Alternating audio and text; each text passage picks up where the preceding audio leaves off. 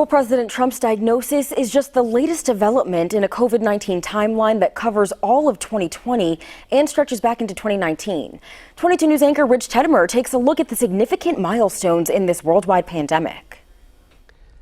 From January to October, COVID-19, so named because it started in 2019, has evolved from an isolated disease in a region of China to a global pandemic that has killed over 1 million people worldwide, has brought countries to a standstill, pushed hospital systems to the brink, dragged the global economy into a recession, and now is impacting the campaigns leading up to the presidential election.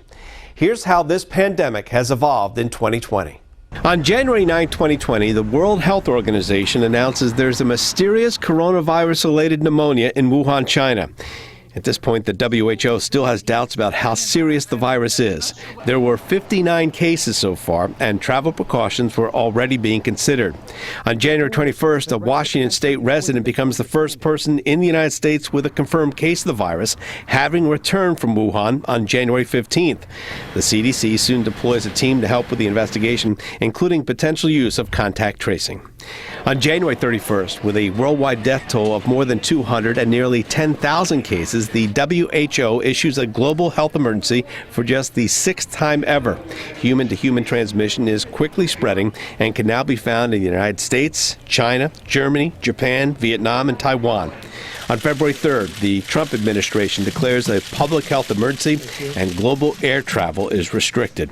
The month of March is when coronavirus exploded. The WHO declared a global pandemic on March 11th. Locally, the day before, the Hoyok St. Patrick's Parade was canceled. Local schools and colleges were closed that week and forced into remote learning. Restaurants and malls and businesses closed down. Some of America's workforce began to work from home, but millions lost their jobs. The NBA, the NHL, and Major League Baseball all shut down. They would all resume their seasons before the end of summer.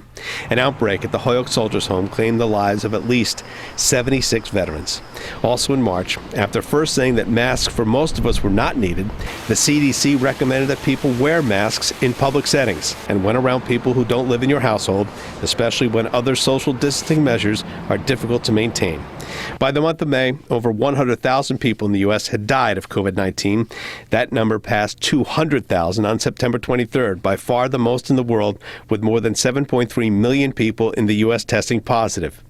Deaths are running at close to 770 a day on average, and a widely cited model from the University of Washington predicts the U.S. death toll could double to 400,000 by the end of the year, as schools and colleges reopen and cold weather sets in.